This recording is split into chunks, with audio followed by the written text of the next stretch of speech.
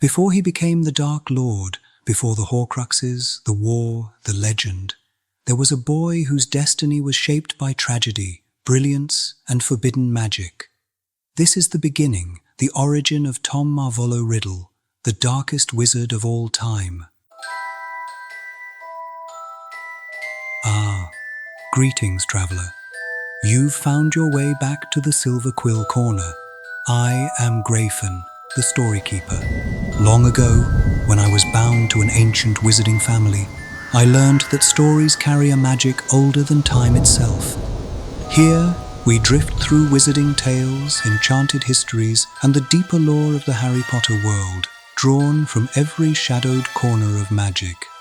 If the murmur of quills and the echo of old corridors bring you peace, press like, subscribe. The bells have been heard across the world tonight. Tell me, Keeper, from what city, realm, or corner of the world are you listening? I'd love to know how far these stories have reached. Settle near the hearth, traveler. Tonight's tale is not of a monster born, but of a lineage twisted long before his first breath.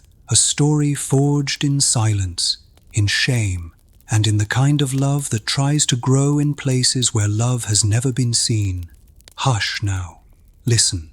The beginning lies not with Tom Riddle, but with the family whose cold pride shaped him long before he ever drew breath. The Gaunts, last bitter branch of Salazar Slytherin's ancient line. They lived in a shack that leaned like a wounded creature, half swallowed by the wilderness around it. The air inside was thick with damp earth, rotting wood, and the sour tang of old magic left to spoil.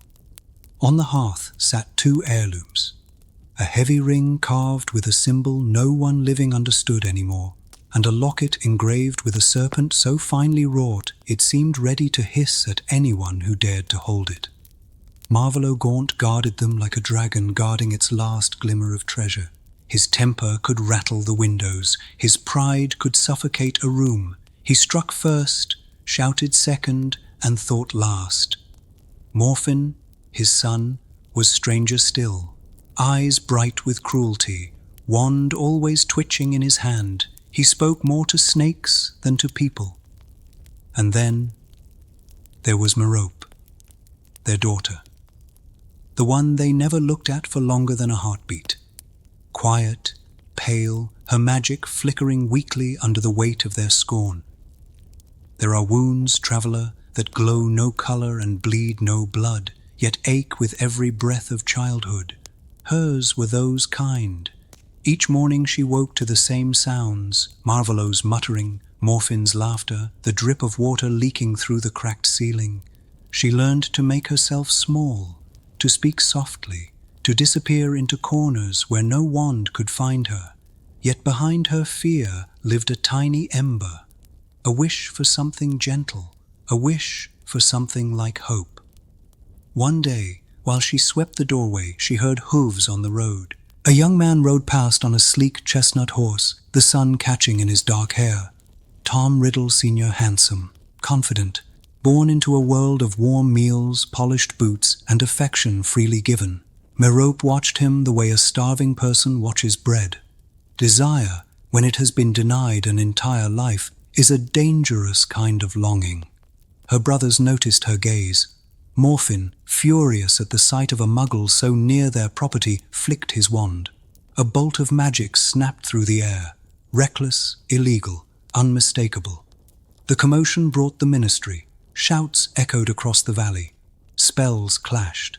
By nightfall, both gaunt men were dragged away, shouting curses over their shoulders. And for the first time in her life, Merope was alone. The silence was strange, soft, almost kind. In that stillness, her magic stirred. Hesitant at first, then reaching for the surface, like a trembling hand grasping light for the very first time. With trembling resolve, she left the shack behind. Only one thing she took with her, Slytherin's locket pressed to her heart. And then, through means we need not name, for such potions are illegal, immoral, and born of desperation, she drew Tom Riddle Sr. into her world. There are potions that heal, potions that harm, potions that alter the mind. But the one Merope used, it reaches into the soul, weaving imitation into the shape of affection. Love that is borrowed is not love at all, yet Merope had never tasted anything close to tenderness. So she clung to it, to the illusion of warmth, to the dream of being seen. Time passed. The villagers whispered of a sudden courtship, a whirlwind marriage, a handsome young heir appearing to lose his senses. And then Merope became pregnant. She believed, with the fragile hope of someone who has never been cherished, that perhaps the child might anchor him, that perhaps he would stay. But the day she stopped giving him the potion, the day she dared believe affection could remain without enchantment, Tom Riddle Sr. stormed away. No apology, no regret. Just a door closing on a future she had dreamt too softly to hold. Penniless, carrying a child alone, Merope wandered through the cold streets until winter pressed itself against every bone. She sold the locket, the last fragment of Slytherin's legacy, for a few coins and a little more time to live. The orphanage matron remembered the day she arrived, frozen cheeks, trembling hands, eyes filled with a quiet sorrow deeper than any wound. Under flickering lamps, in a room that smelled of disinfectant and cold stone, she gave birth to her son, Tom, for the father who left, Marvolo, for the father who never loved. And within the hour, with no hand to hold and no warmth but her child against her skin, Merope Gaunt's heart simply stopped.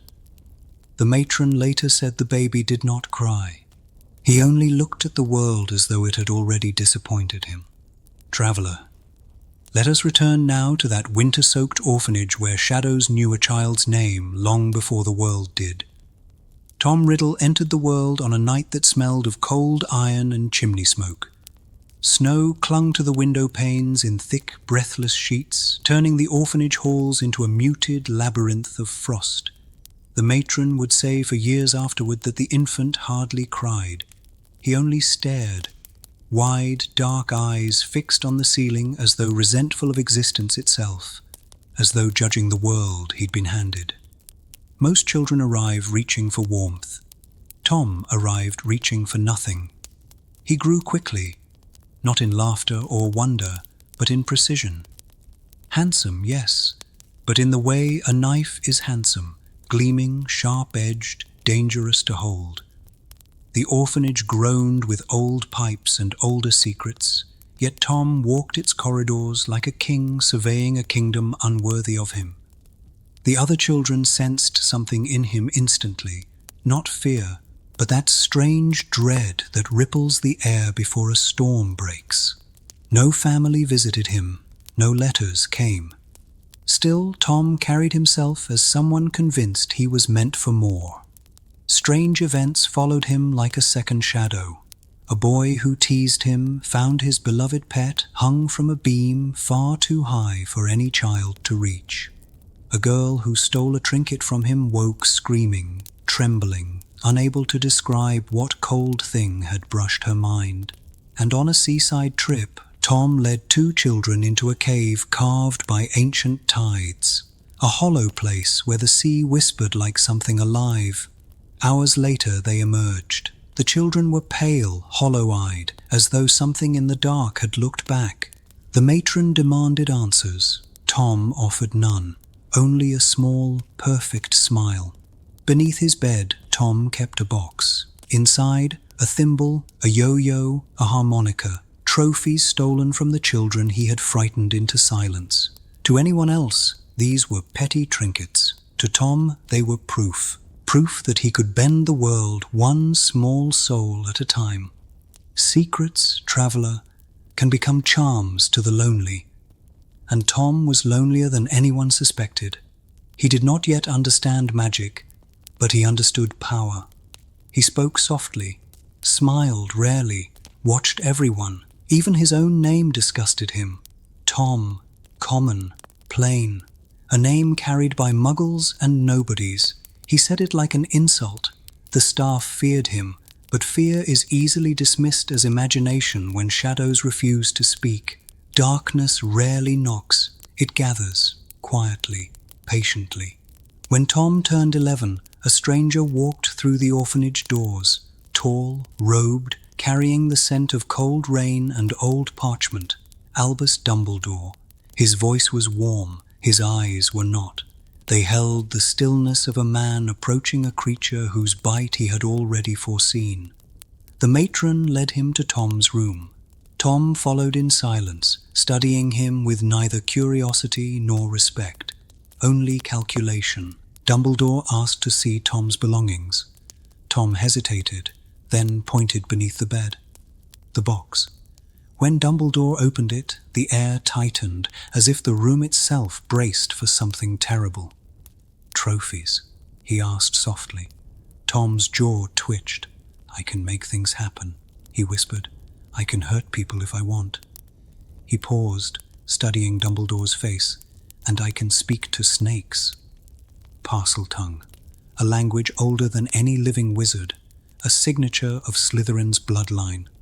The weight of that revelation settled between them. Brilliant child, damaged child, dangerous child. When Dumbledore refused to give Tom a wand, Tom's voice sharpened, cold, commanding. "I deserve one." But within seconds his expression softened.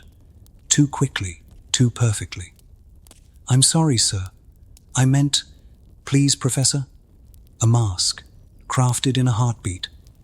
And Dumbledore understood the terrible truth. Tom Riddle had already learned that kindness could be faked, that politeness could be a weapon, that charm could be wielded like a blade. Still, Dumbledore extended the invitation, Hogwarts, a place that might have saved him had he ever wished to be saved. Tom stepped into the boats on the first night of September. Moonlight spilled across the lake, turning the water into trembling silver threads. He did not blink. He did not shiver. He only stared at the rising silhouette of the castle, ancient, immense, as though it had been waiting for him. Inside the great hall, beneath floating candles and enchanted starlight, the Sorting Hat brushed his curls and, "Slytherin!" It didn't hesitate.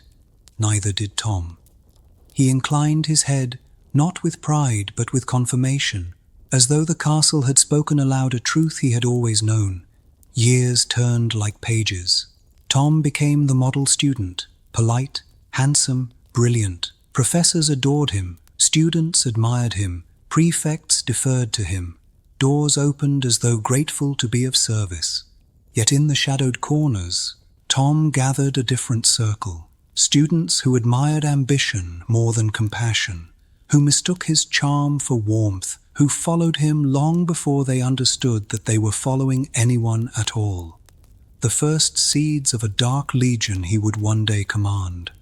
Tom's smile was a spell, his voice a lure, but his eyes gave nothing back. Inside them lived only hunger and destiny, and the silent promise that he would not remain merely Tom. He was already imagining a different name, a name he believed the world would one day fear. Night settled over Hogwarts like a closing eyelid, soft and heavy, turning the castle's stones into something older than memory. Tom lay awake beneath green velvet curtains, eyes open in the dark, mind gleaming with a restlessness that felt colder than ambition. He had mastered the rhythm of school life, charmed the professors, disarmed the prefects, gather admirers as easily as he collected objects, but none of it answered the question that had begun to gnaw at him like a buried hook. Pause. Where did I come from? What, exactly, am I? The records told him nothing of a wizard named Tom Riddle. No ancestral home, no wand history, no lineage to match his own exceptional gifts. The silence was infuriating, and in that silence, pride began reshaping itself into obsession. He turned to the other side of his blood, the side he'd spent years refusing to acknowledge. His mother. The name he found attached to her felt like stepping through a spider web. Merope Gaunt. There was no thunderbolt, no revelation in gold, only dusty parchment, smudged ink, and the feeling that his life was being pulled somewhere he had always been meant to go. He found threads, court records, ministry notes, a family history warped by isolation and cruelty. The Gaunts had clung to a relic of their past with a desperation that bordered on worship, claiming descent from Salazar Slytherin himself. The more Tom read, the more he felt the shape of something familiar rising from the page, like a serpent unfurling. Pause. But the truth carried a sharper edge. His mother had been poor, desperate, ignored, mocked, beaten by those who should have protected her. And his father, the man whose name he bore, was no great wizard. He was nothing more than a handsome muggle who rode past on a fine horse and never looked back. It was not heartbreak Tom felt when he learned this. It was humiliation, hot, acidic, unforgettable. He closed the file with a calmness far too controlled for someone his age, and something in him hardened. If greatness wasn't his inheritance, he would create it. If destiny would not offer him a crown, he would forge one. The castle seemed to sense the shift. Torchlight flickered strangely when he walked past. Books whispered shut as though refusing to be read by him. Even the air in the common room felt colder on nights when Tom Riddle remained awake. Weeks passed, and he made a decision. He needed to see the place where all of this had begun. Little Hangleton was quiet beneath its winter mist, the kind of quiet that sits on a village when something dark once happened and the land has never truly recovered. Tom moved through it with the serenity of a boy on an afternoon stroll, though his eyes catalogued everything. Houses, faces, whispers that halted as soon as he walked by. The villagers noticed him, not because he looked threatening, but because he looked like someone they should already fear. He found the path easily. Instinct guided him more surely than any map. The shack stood crooked between tangled trees, a structure more misery than timber. The door had long since rotted, the windows blind with grime. Tom stepped inside without hesitation.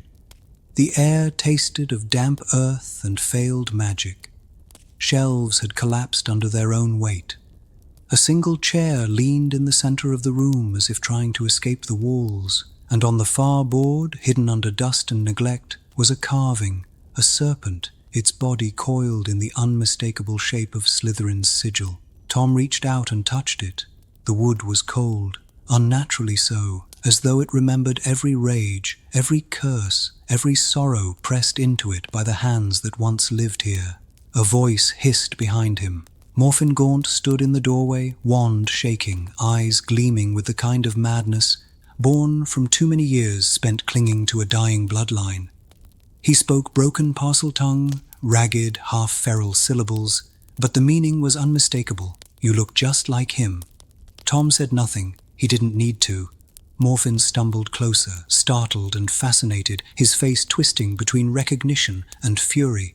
The muggle, your father, the one on the horse, the one Morphin never finished the thought. Tom's wand moved with the kind of precision that made human emotion unnecessary. Legilimency slipped into Morphin's mind like smoke through a crack. Memories flickered. Anger, jealousy, grief the moment he attacked the muggle man, the years of punishment that followed. Tom rearranged the man's thoughts with chilling ease, stitching in new threads, removing others, until Morphin collapsed on the floor with a sigh of confused relief. Outside, the path to Riddle Manor rose through the trees like a spine. Tom followed it without pause. The manor was stately in the grey light, its windows dark, its gardens frozen. Tom walked inside with the confidence of someone who believed the house belonged to him, because in a way, he felt it did. He found the drawing room intact, the fireplace cold, and the people who lived there sitting in quiet astonishment as a stranger stepped into their home. The spells were silent and swift. When it was over, the house felt lighter, as if 3 long-held breaths had finally escaped its walls. Tom returned to the shack. He knelt beside Morphin's unconscious body and slipped a ring from the man's hand. A blackened band. A cracked stone carved with a triangle inside a circle. the Peveril mark. He didn't yet understand its full power, but he understood its value. The ring felt good on his finger, right, as though some part of his lineage had been waiting for him to claim it. The Ministry would later find Morphin raving about murder, convinced he had done it himself. He would die in Azkaban still believing it. Tom didn't think of him again. When he returned to Hogwarts, he walked through the entrance hall with the ease of someone who knew exactly who he was now. His smile remained gentle, his posture perfect, his tone polite. Professors praised him for the extra work he had completed over the weekend. Students joked about how he always seemed to glide instead of walk. But those who looked closely, very closely, noticed something else. A stillness that hadn't been there before. A quietness in the eyes. A kind of beauty that had become sharper, like a blade freshly polished. Hogwarts felt it too. The torches in the dungeons burned an odd green for several days. The portraits whispered among themselves when he passed. Even Peeves, who mocked everyone without restraint, went silent whenever Tom Riddle entered a corridor. The boy searching for his origins was gone. The heir of a forgotten bloodline had taken his place, and though no one knew it yet, the path he had chosen had already begun carving itself into the future like a prophecy written in stone. Winter loosened its hold on Hogwarts, but the cold inside the castle did not lift. It gathered in corners where torchlight struggled, lingered in the echo of footsteps, settled in the spaces between words. Students blamed the drafts, professors blamed the stone, but the castle knew better. It felt something moving through its corridors. Not a creature, not a curse, but a purpose. Tom Riddle returned from Little Hangleton with a stillness that was unnerving precisely because it was not dramatic. No feverish triumph, no swagger, just a smooth, immaculate calm, like the surface of a lake hiding something ancient and heavy beneath. He became quieter, more diligent, more charming in a way that invited admiration, not warmth. And beneath all of that, a new hunger simmered. He had discovered who he was. Now he wanted to discover what that meant. Hogwarts after curfew was the closest thing to a living creature Tom had ever known. Staircases sighed in their sleep. Doors rearranged themselves with stubborn personalities. Portraits hummed to each other like old cousins sharing secrets. And in that half-dreaming hour, the castle revealed itself to him in ways it did to no one else. There were places where magic thickened the air, pipes that hummed softly, like breath drawn through teeth, patterns in the stone, serpentine, winding, that other students mistook for decoration.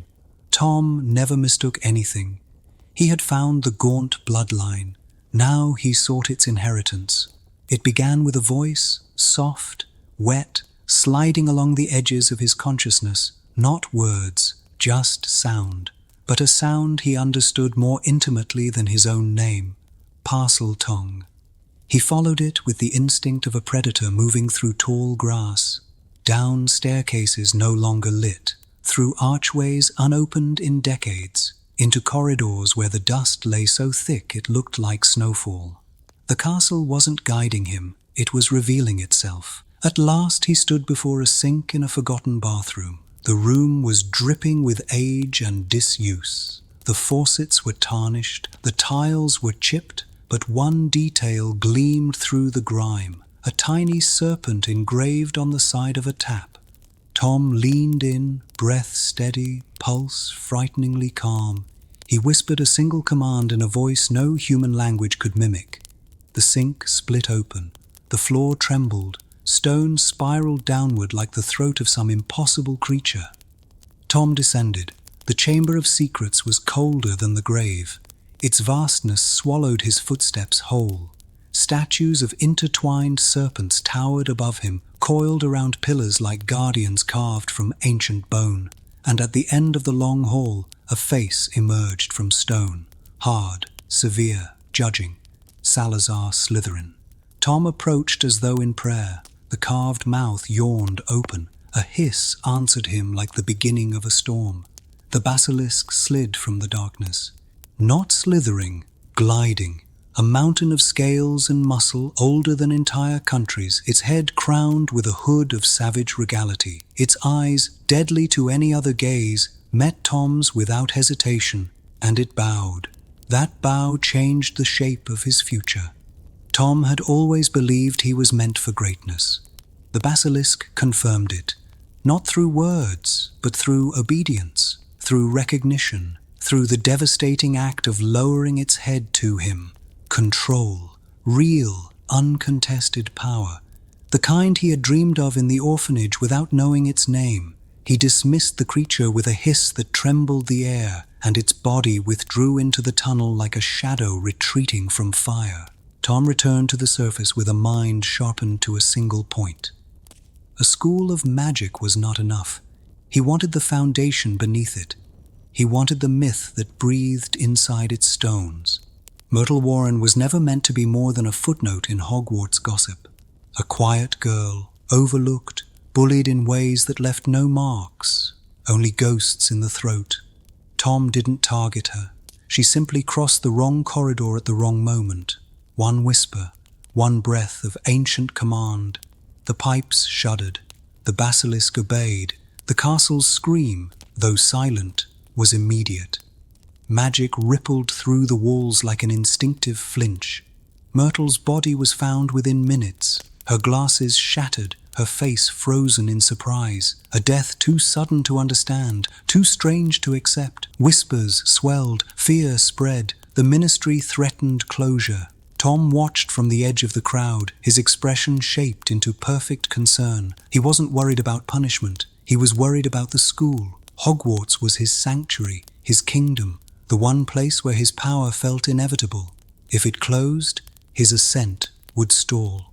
So he adjusted the story. He found Hagrid, a boy with a soft heart and a monstrous pet, easy for adults to misjudge, and easier still for frightened students to fear. A few well-timed remarks, a found object placed in the right corner, one trembling witness too scared to doubt Tom's version of events, and the narrative shifted. Hagrid expelled, the case closed, the castle saved. Tom received a medal for services to the school, a medal polished so brightly that no one could see the rot beneath. But Myrtle's death had done more than preserve Hogwarts. It had opened a door inside him.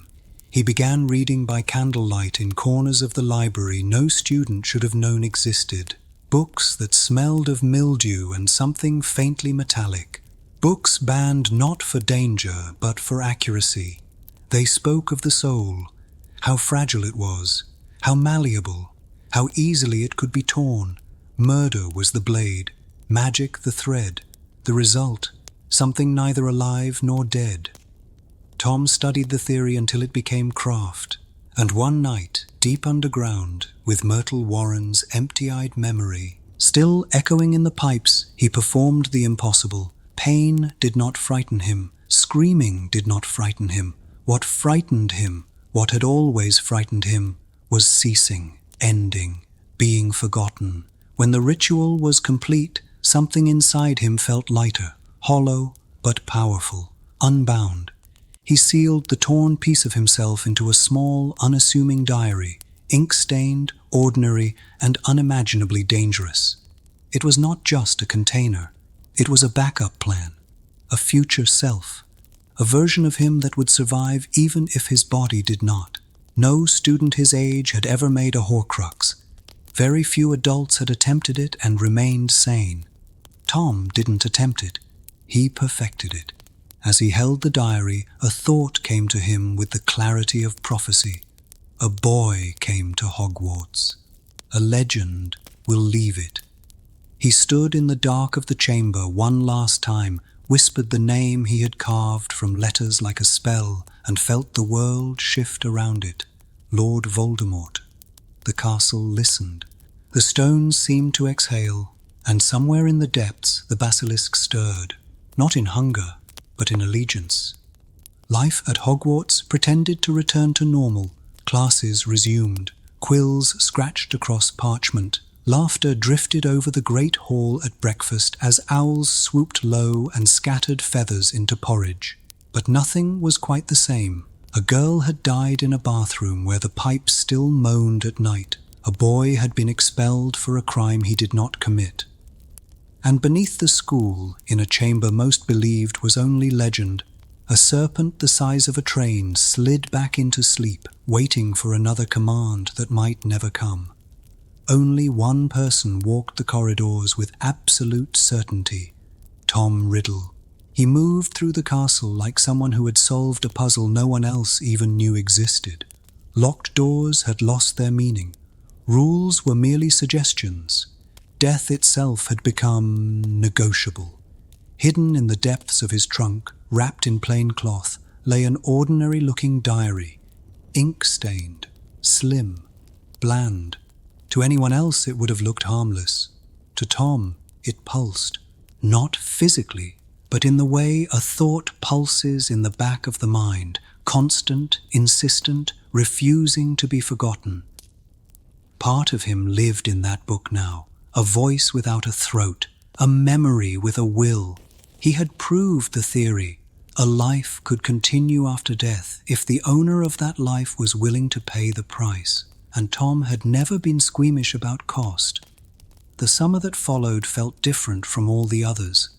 Students went home chattering about Quidditch and homework, about families and seaside holidays.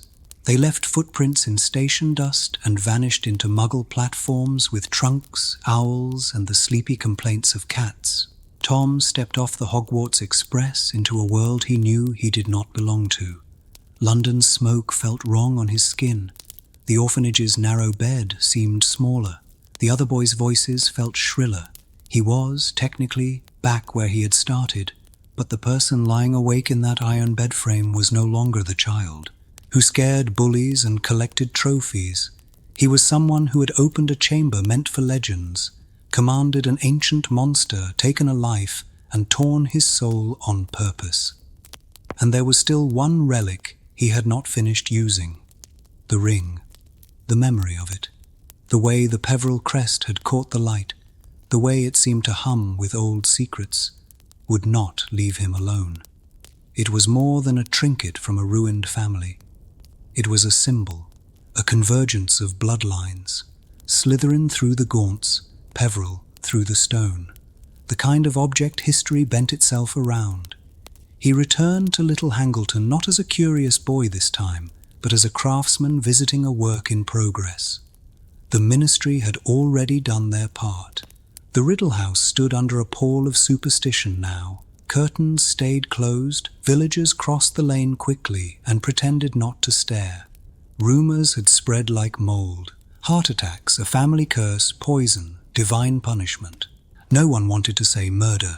The shack had changed too. Auras had been there. They had interrogated Morphin Gaunt. They had found his wand. They had watched it regurgitate the sickly flash of the killing curse 3 times in a row. They had heard him brag. He went to Azkaban convinced he had killed the Riddles himself, proud of the work he had never done, never noticing that his hand was bare. The ring had vanished. His mind had been torn and rewoven, and he was too broken to see the seams. Tom slipped through the trees and into the shack as easily as slipping back into a memory. No one saw him. No one ever did unless he wanted them to. The place smelled of damp stone and stale fear. He stood in the center of the room, pulled the ring from his pocket, and turned it over in the light that dripped through the warped boards. It was beautiful in a stark, ominous way. Not like jewelry, like a warning. The cracked stone at its center seemed to pull on him. Inviting touch. Some older magic lived there. Something even his extensive reading had not completely explained. But Tom was not interested in reverence. He was interested in use. The murders in the manor, the way those lives ended under his wand, that was the moment he had crossed a second invisible line.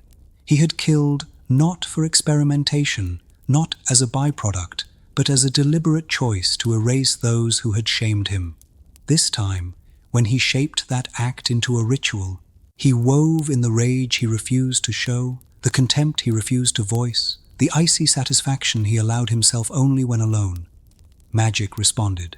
Soul magic is not like other magic. Charms shimmer, transfiguration cracks and reshapes. But this moved inward. Something inside him tore again, more violently than before, as if protesting that this was one step too far, that there should be a limit even for someone like him. For a moment his vision blurred. It would not have been strange if he had fallen, or screamed or wept. He did none of those things. He endured, he held, he finished the spell. When it was over, the ring felt different. He could almost sense another heartbeat there, faint, disembodied, an echo of himself trapped in stone. He slid it onto his finger. Somewhere far away, a future version of himself lost one more piece of his own face. The ministry, of course, thought the case closed. They had their culprit, an unstable pureblood with a history of violence and bigotry. They had a motive. They had a confession. They had a wand that did exactly what they expected it to do. They did not ask what kind of wizard could alter a man's memory so cleanly that no trace of tampering remained. They did not wonder how a boy under the trace could perform such feats without attracting attention. Tom understood why. People believe what makes their paperwork easier. There were parts of Hogwarts that felt almost suspended outside ordinary time. Rooms where firelight glowed warmer, where the air held traces of candied pineapple and polished brass, where laughter softened even the sharpest ambitions. Slughorn's office was one of them. It was a place built to flatter, velvet chairs arranged like invitations, photographs that smiled and winked in steady approval, shelves crowded with trophies and trinkets as though the room itself was eager to impress. Students entered feeling timid and left feeling chosen. Tom Riddle entered looking like he had been chosen long before he arrived. Slughorn admired him openly, proudly. He saw the careful smile, the impeccable manners, the calm assurance unusual for someone his age. Tom had mastered the art of making adults feel both wise and essential. He made people want to believe in him. So on a rain-soaked evening, as the windows shivered under the weight of the storm, Slughorn invited him privately. A small lamp glowed on the desk, the only bright point in a room thick with warm shadow. Tom settled into the waiting armchair as though stepping onto a stage he knew well. His posture relaxed but perfectly controlled. His gaze flickered across the shelves with quiet precision, measuring, assessing, cataloging every object as if each were a piece on a board only he could see. For a time, the conversation drifted pleasantly. Academic excellence, future prospects, the easy confidence with which Tom commanded the admiration of his peers. Slughorn praised him openly, delighted by the boy's calm intelligence. He spoke of politics, of promising careers, of the rare charisma Tom possessed that drew people toward him like a tide. But beneath Tom's polite nods and attentive posture, something was tightening, an intent so focused it quietly bent the mood of the room. He was waiting, choosing his moment. When it came, it arrived with the softness of falling ash. He leaned forward slightly, curiosity shaping his expression. Not eagerness. Tom never displayed eagerness, just poised interest. He asked about something obscure, something theoretical, something Slughorn hoped no student would ever discover. He asked about the soul, not in the poetic sense young wizards meant when they wondered about destiny, but in the structural sense, how it behaved, how it could be harmed, how it could be divided. He asked, gently, academically, whether the soul could, under certain extreme circumstances, be broken apart more than once. The question landed in the room like a weight dropped into deep water. Slughorn's composure faltered, his breath caught. The warmth in the room dimmed and turned fragile. He tried to laugh it off, brushing the air as though the question were distasteful, but the tremor in his hand betrayed him. He knew what Tom was really asking, or rather, he knew that Tom knew. He explained slowly, cautiously. Magic that dark existed only in whispers, rituals so unnatural they were forgotten on purpose. Dividing the soul required acts beyond forgiveness. Even one rupture left scars that could never be undone, and multiple ruptures, multiple fractures, were a path so horrific most wizards felt ill imagining it. He spoke carefully, indirectly, never looking at Tom for too long, because Tom's posture remained unchanged, calm, untroubled, almost serene, as though he were listening to instructions, not warnings.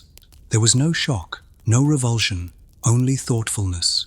Quiet, concentrated thoughtfulness. Slughorn tried to recover the warmth, shifted in his seat, returned to safer subjects. Praised Tom again, hoping to smooth the terror forming in the room, but the air did not warm again. Tom had already taken what he came for. His expression, though polite, had settled into something inward, like a mathematician solving the final steps of an elegant equation.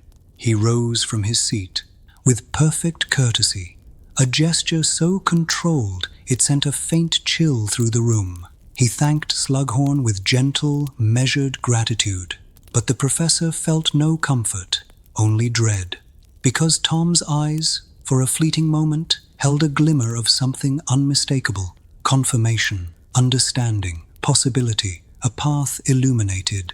And then Tom left the room, quietly, elegantly, as though closing the door on an ordinary conversation. But the stillness he left behind felt like the aftermath of an unseen disaster. Slughorn sat unmoving for a long time. The storm rattled the windows, the photographs on the walls shifted uneasily. Nothing in the room felt harmless anymore, because the question Tom had asked was not hypothetical. It was purposeful, deliberate, a compass pointing toward a future Slughorn could not bear to imagine. Dumbledore did not hear the conversation itself, but he saw its shadow. He saw Slughorn leave late, color drained from his face. He saw Tom emerge soon after, perfectly composed, a ring on one hand, a medal on his chest. He noticed more than most, but even Dumbledore, for all his perception, did not yet grasp the scale of the storm approaching. He had always believed that difficult childhoods did not doom a person to darkness, that choices mattered more than circumstance. Tom, without knowing, was building the counter-argument that would haunt Dumbledore for the rest of his life, because some lives are twisted at the root, conceived in false love, raised in neglect, given brilliant minds with nowhere to spend their empathy. And when such a person discovers that even death can be cheated with enough ruthlessness, the question is no longer whether they will cross the line. It is how many times. By the time Tom Riddle entered his later school years, two pieces of his soul were already walking ahead of him, one in a diary, one in a ring. His eyes remained handsome, his charm remained effortless. But in the mirrors of Hogwarts, if one looked closely, the boy's reflection had begun to look just a little less alive. Tom walked the corridor alone that night, his steps slow, almost meditative. What he had learned was not a spell, not a technique, but a principle, a truth. A truth about how one might escape the boundaries of life itself. He did not smile, he did not celebrate. He was not a boy thrilled by forbidden knowledge. He was a strategist, a planner, a young man who had just discovered that immortality was not myth, not fable, not unreachable fantasy, but a blueprint. And he was already beginning to understand how many lives that blueprint might cost. The air felt colder as he moved through the quiet halls, not in warning, but in acknowledgement. Tom Riddle had taken another step toward becoming the figure the world would one day fear. There are turning points in a wizard's life that look, from the outside, innocuous. A knock on a door, a polite greeting, a request for tea. But some lives, especially lives shaped by hunger, are altered not by fate, but by opportunity. Tom Riddle was 17 when he walked into Hepzibah Smith's manor. Old wealth, old magic, old arrogance wrapped in lace and perfume.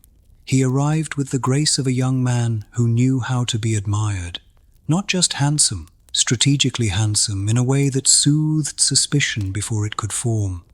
Slughorn had recommended him for errands, but Tom was not running errands. He was running calculations. Hepzibah adored him instantly.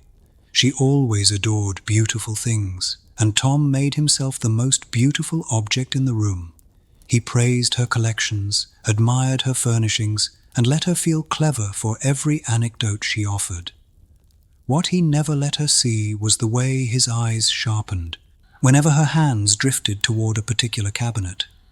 The velvet-lined one, the one she opened as if unveiling treasure to an audience waiting to applaud.